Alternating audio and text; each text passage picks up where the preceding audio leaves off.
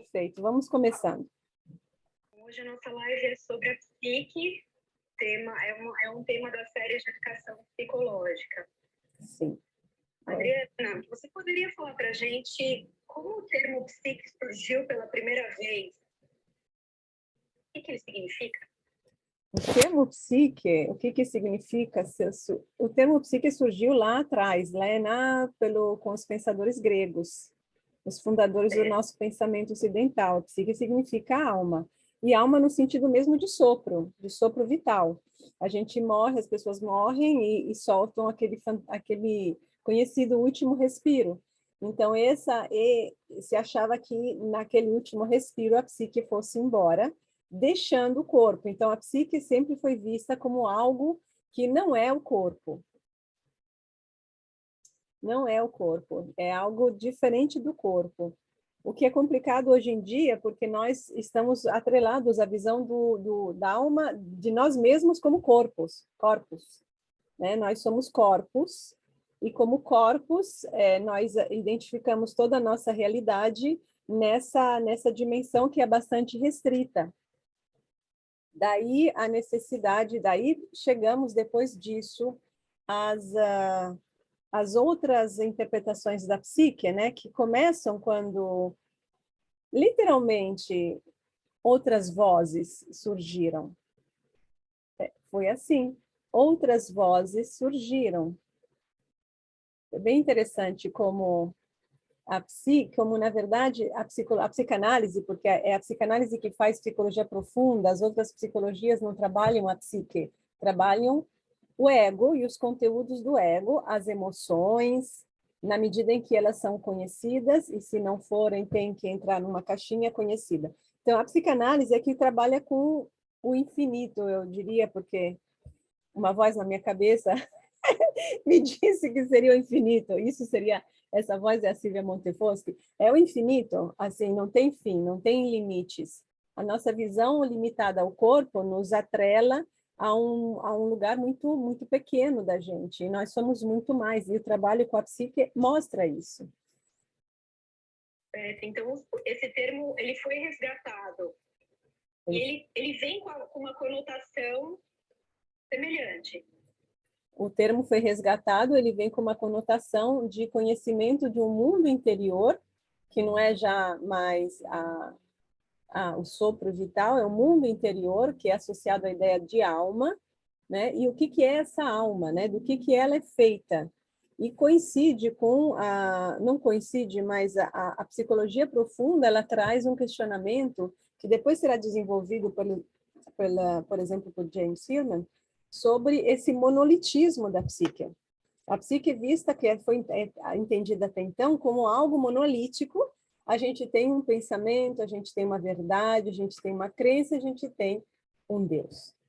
A psicologia profunda, sobretudo a junguiana, resgata o politeísmo, basicamente. É por isso que nós podemos, recuperando o nosso título, que é muito importante e é mais do que uma simples metáfora, brincadeira, ter muitas vozes na nossa cabeça. Como é que isso acontece? Então, o palco onde essas vozes se apresentam é a psique. Boa expressão. O palco é a psique. E temos uma voz principal. Tem o tenor, né? O tenor é o ego, da forma como, ou seja, a nossa identidade. Né? Nossa identidade, eu, Adriana, sou isso, aquilo, assim como cada um de nós se conhece, essa é a nossa identidade. A questão é que essa identidade não só não é fechada, porque ela pode evoluir e mudar no curso da história, da nossa vida, como ela está fundamentada num grande mar sobre o qual flutua. Então, a nossa identidade é um pedaço da psique, e a psique revela ter uma grande parte em si, que é composta por uma grande parte que é desconhecida. É essa a grande questão, assim, é muito importante isso, porque a gente, se não se debate com dilemas existenciais e com problemas psicológicos que são mais, a gente entra em problemas que são maiores do que deveriam ser. É porque a nossa visão, inclusive, de nós é pequena. Então, essa voz principal, que é o que a gente pensa, como a gente vai elaborando o nosso pensamento.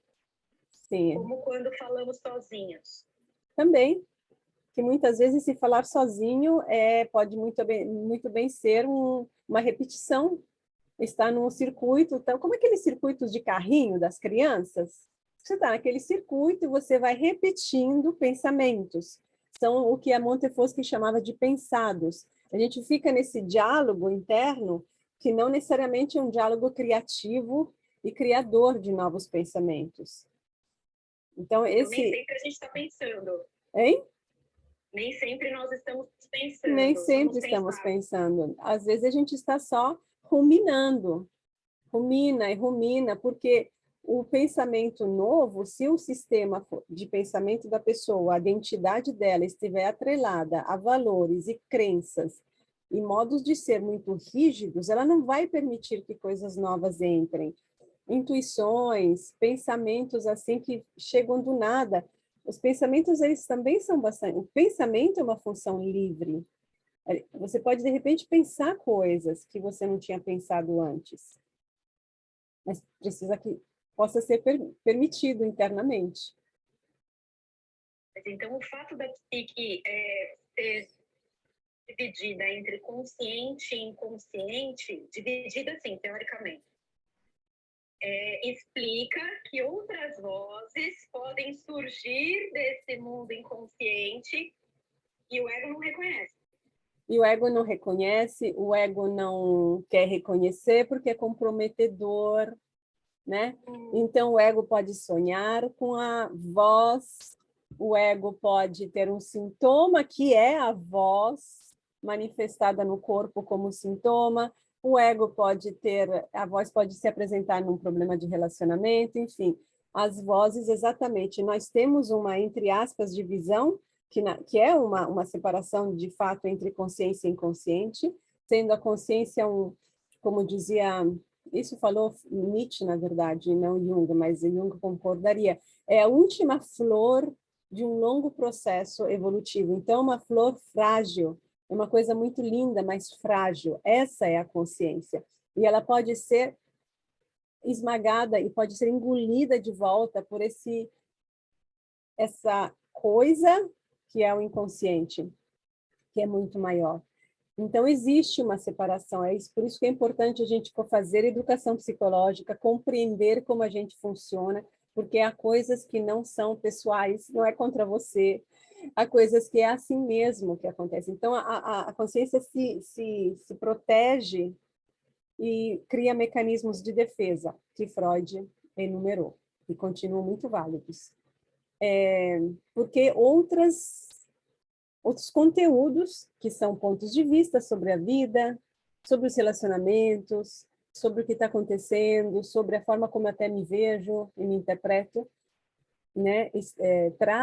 Se apresentam. Mas não tem só isso, né? Eu quero também falar do superego, por exemplo, né? Porque muitas vezes a voz na cabeça é chateação, que te critica o tempo todo, não é? Exatamente. Então, quando o Freud traz toda essa compreensão sobre a psique, ele fala de id e superego. Que vozes seriam essas? Seriam esses o diabinho, o anjinho? Ah, exatamente. E quem que é o diabinho, quem que é o anjinho, no caso? Pois é, pois é. Pois é, em teoria o anjinho seria o superego, porque ele nos traz as regras de comportamento que nos permitem viver em sociedade, ou viver dentro do meu casamento, ou viver na minha família. Quantos de vocês diriam que ele necessariamente é um anjinho hoje em dia? Eu acho que não.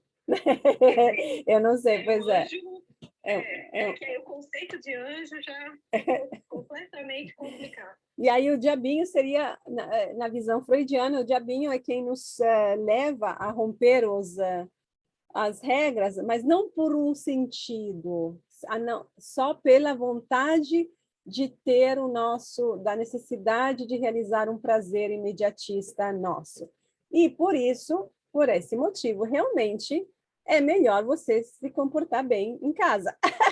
Porque se você for romper as regras só para ser uma pessoa, para poder realizar um desejo, né? Um desejo imediatista teu, aí não há sentido. Por isso que, para Freud, não existe uma solução para o mal-estar da civilização, como ele escreveu um livro chamado assim, porque teremos sempre que abdicar dos nossos desejos, dos nossos impulsos, nossas pulsões sexuais, que são de gratificação, em nome do viver social. E isso continua verdade.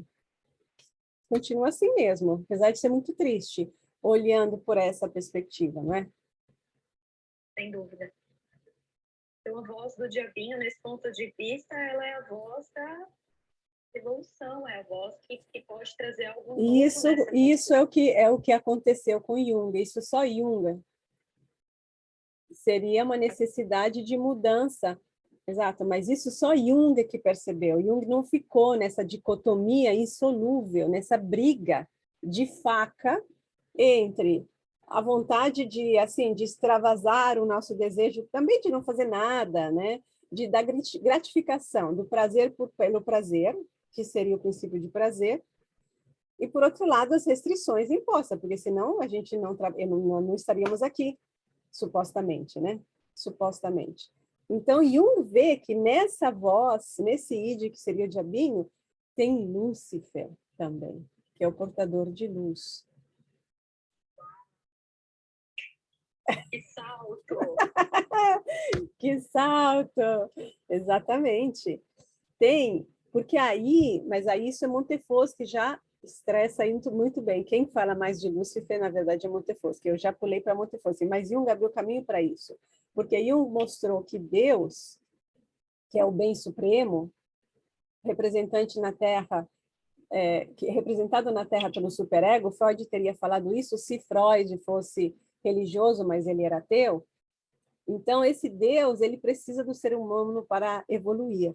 Então, a luz humana ela é mais intensa do que a luz divina, porque ela se defronta com a matéria e, a partir disso, ela evolui. Aí, para Montefoschi, aí esse Deus, então, ou seja, que é o nosso monolitismo interno, as crenças que a gente tem, que a tua família te passou, as coisas que você não questiona, porque são inquestionáveis. Então, esse é o monolitismo interno que precisa ser quebrado, e para que a vida seja renovada. Daí as vozes gritantes que vêm de dentro, querendo quebrar, questionar, derrubar um sistema aprisionante e sufocante. Aí a gente tem um desdobramento, né? Ela amplifica muito. Sim, desdobramento não tem nada a ver com assuntos espirituais, né? Exato. Não. É um desdobramento do indivíduo para o social.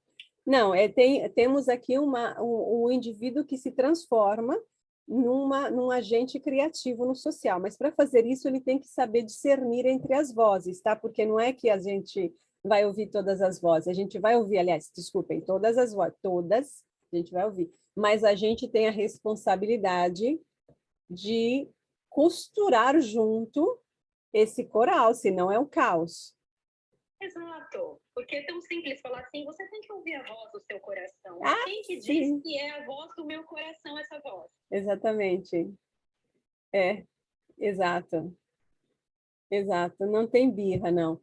Mas a voz do meu coração, pois não sei qual que é, porque depende se eu tô... A voz do teu coração, pois são frases prontas, eu não tenho a menor ideia do que uma pessoa quer dizer com a voz do coração dela.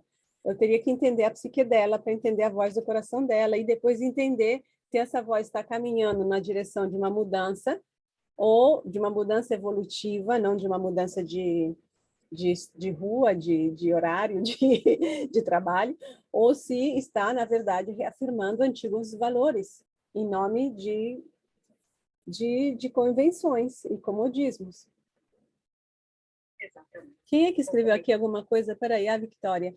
Essas adiante do linha tendo entre quero ser diferente, sinto necessidade da mudança e quero ser do contra como birra. Bom, o quero ser do contra como birra é coisa de adolescentes, né? Que pode se postergar, protrair, como é que se fala em português? Que prolongar por muitos anos na vida. Mas por trás do quero ser diferente como do contra, tem uma necessidade de diferenciação que é sagrada. Só que quando ela chega finalmente na consciência da pessoa, naquele lugar social que ela ocupa, naquela cultura na qual ela cresceu, vira birra, vira ser do contra. E ela como é que se fala? Desculpa, eu estou falando várias línguas demais. Não, ela se extravia, ela sai do caminho. Então, a pessoa fica fixada no ser do contra.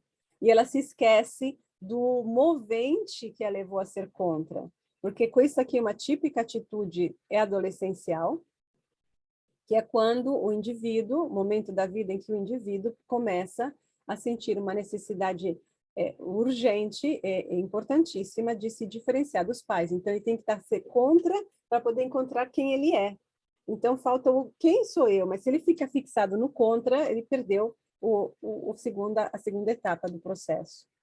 E também não é querer ser diferente, esse também ele tem o mesmo cheiro, assim, vem do mesmo lugar. A necessidade de mudança, ela vem de dentro com a mesma força de uma pessoa faminta querer comida. Não é porque eu tenho vontade de comer, eu preciso comer, daí eu tenho vontade, daí eu tenho que comer. A mudança é isso no processo junguiano de individuação, não é uma brincadeira. Mas para tudo isso a gente precisa entender a nossa psique, né? Que é o nosso tema aqui. E entender que todas aquelas vozes que nós ouvimos, que são muitas, na verdade, elas vêm de um mesmo bojo, um bojo criador, um bojo profundo, um bojo, inclusive, do qual não temos nem sequer noção dos limites. E sem falar dos arquétipos, né? Sem falar dos conteúdos da consciência, do inconsciente coletivo. Puxa vida, são conteúdos, são inúmeros conteúdos para discernir, né? Então é muito complicado dizer essa é a voz, essa é a minha verdade, essa é a voz do meu coração, porque até chegar nessa compreensão, discernindo aquilo que você que está vindo realmente, muitas outras coisas estão no meio do caminho. Sim, sim, me lembro acho que num grupo, numa supervisão, uma pessoa, num curso, eu fiz uma pergunta e a pessoa falou, duas pessoas, uma disse, bom, eu tenho que seguir o que é certo, e a outra falou o que eu sinto. Só que o que é certo e o que eu sinto são frases ótimas, eu não sei, porém, de onde que elas vêm, porque se é aquilo que eu sinto vem de um fundo, de uma pessoa que está acostumada a fazer tudo o que ela quer, basicamente, né? Que tem uma vida assim, permissiva, e o que ela sente vai vir desse lugar, e não necessariamente é o que ela sente no sentido daquela voz profunda, porque o sentir profundo, ele não compactua nem com os interesses do ego, é isso que é importante, não compactua, não está a serviço do ego. A evolução nossa não está a serviço do ego, é o ego que tem que estar a serviço da evolução. A mesma coisa o que é certo, ótimo. Se o que é certo, em qual contexto social, cultural, em qual época da história humana, não sei o que é certo. Assim, quem fala o que é certo? Porque a gente tem que aprender a entender o pano de fundo, de onde vêm as frases, senão a gente é enganado facilmente. A gente se enrola, assim, a gente fica como barata tonta. E tem no meio de todas essas vozes uma forma de se manter como que em observação. Você disse que tem uma voz principal. Sim, que é a voz do ego. Que é a voz do ego, que pode estar assim cantando rock and roll enquanto o ser inteiro dele está tocando Mozart. Aí a gente vai ter que entender o que está acontecendo nesse caos. Então, a voz principal não necessariamente é a voz que está representando o todo. É esse que eu digo, quando eu digo tem que estar a serviço do ser inteiro.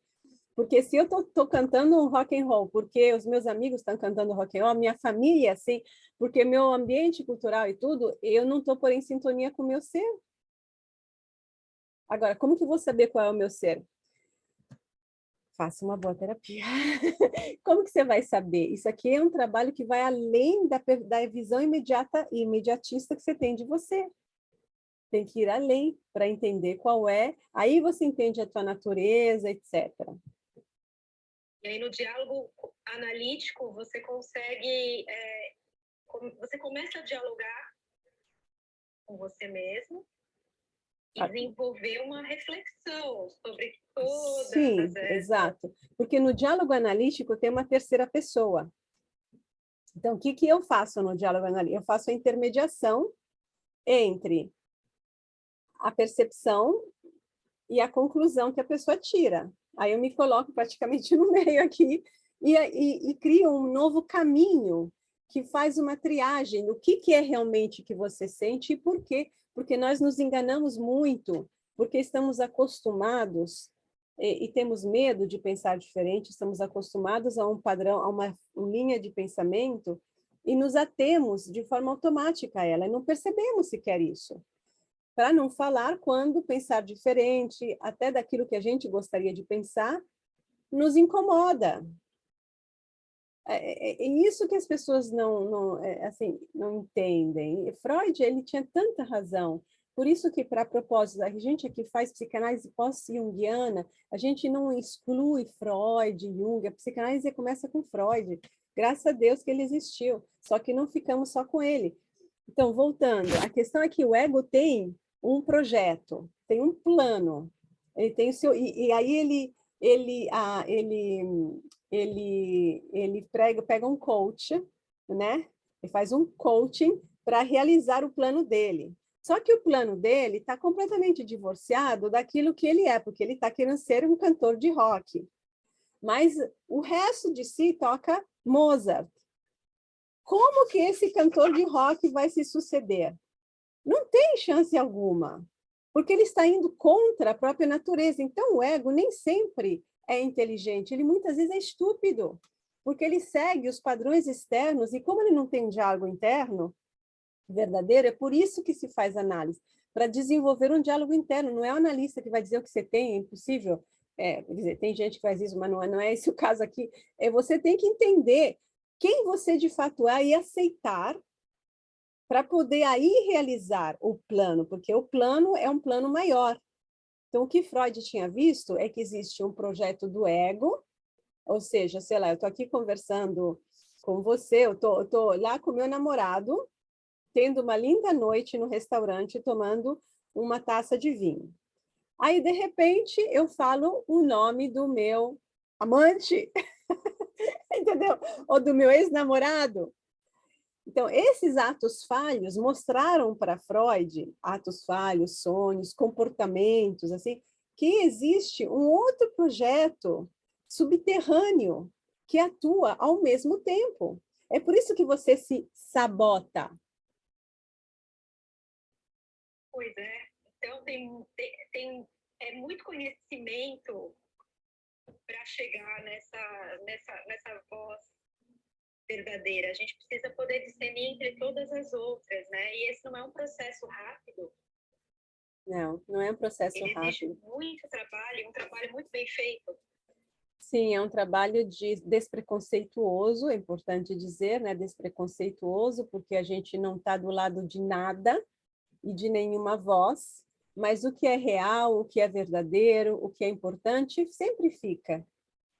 Por que a gente pode fazer isso? Porque o próprio analista, né? Essa abordagem psicanalítica, ela está desapegada de qualquer posicionamento social, de valor, político, obviamente. Mas e por que pode fazer isso? Porque o processo de individuação, a vivência do processo de individuação desde Jung prova que é bom. Ele é sempre bom. Então, eu não preciso me proteger, não preciso me cuidar para não ir fora do caminho. O processo é bom em si, mesmo quando dói e mesmo quando vai fazer doer a ferida do outro.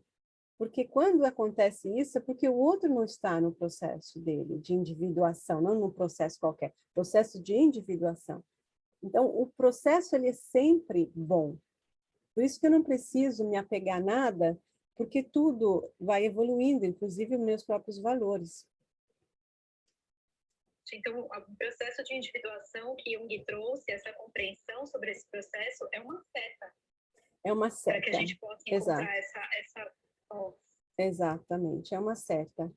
E quando a gente fala de psique, por exemplo, quando eu falo de psique no curso de educação psicológica, e na verdade em todas as outras aulas do curso, eu estou sempre com essa seta em mente. Essa é a direção, a seta é a direção e a direção é o sentido. Senão são pensamentos assim, são conhecimentos avulsos que eu vou montar num Frankenstein psicológico da vida. Não, existe uma seta, então a gente tem que compreender. Por que que ela é verdadeira? Porque ela funciona, porque ela veste bem, ela cabe na gente, em cada um, do jeito que cada um é. Perfeito. E o arquétipo do si mesmo, que Jung também trouxe, o self, como é que tudo isso, como é que ele também, ele poderia ser o lugar para onde essa seta está se dirigindo? Sim, e ao mesmo tempo ele é também o lugar onde acontece cada pedacinho dessa seta para ela existir, o lugar do aqui e do agora, onde eu manifesto a minha inteireza, assim, o meu ser inteiro e não uma parte de mim, não só a minha persona, por exemplo, aquilo que você espera que eu diga, o que as pessoas esperam que eu faça. A esse momento também é o momento de manifestação do si mesmo. Si mesmo é a totalidade do indivíduo, ou seja, uma totalidade histórica, uma manifestação histórica daquilo que o indivíduo é para além das expectativas sociais, os que são os condicionamentos sociais e os condicionamentos internos.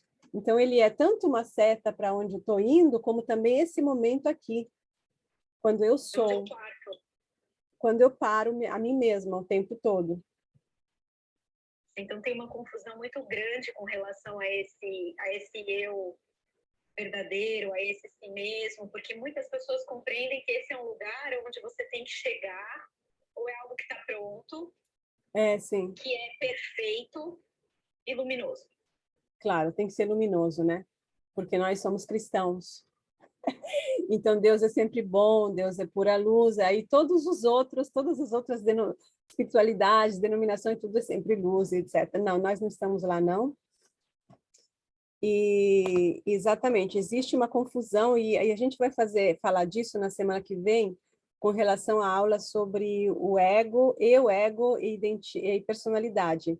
Mas agora vale antecipar que eu só entendo realmente o meu eu se eu primeiro entender a psique, se eu ter uma ideia, uma noção do que é a psique. Porque como eu falei, inclusive, no curso, que é uma coisa importante, eu quero dizer aqui, a gente só fala de psique, atrelada à palavra psicologia ou psicológico, etc., para falar de problemas. A psique é um problema. Eu lembro que eu tenho uma psique, que sei lá que a pessoa acha que é psique, mas eu tenho uma questão psicológica quando é problema. É sempre o negativo, é sempre na patologia.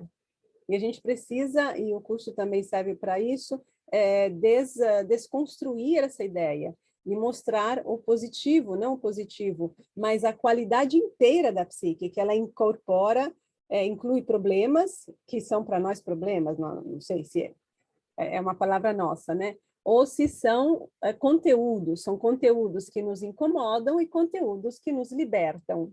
Às vezes os que incomodam também libertam, às vezes os que incomodam são só um peso que a gente precisa transmutar e liberar essa energia para a nossa vida. Perfeito, Adriana. E a psique é um dos tópicos do curso de educação psicológica, que vai começar em abril. Em agosto. Ele começou em abril primeiro. Sim. E dentro desse tópico, a psique, que o curso vai abordar? Então, a gente já falou bastante disso, a história do conceito de psique, a psique assim como é vista por Freud, né? Por Jung, por Montefoschi, né? E esses caminhos infinitos que a psique oferece. Então, a psique é o pano de fundo sobre o qual o resto, né, do curso vai se desenvolver. Perfeito. Esse conhecimento nos situa completamente em nós mesmos e nos ajuda a entender melhor esse cenário onde todas essas vozes aparecem. Sim, exatamente.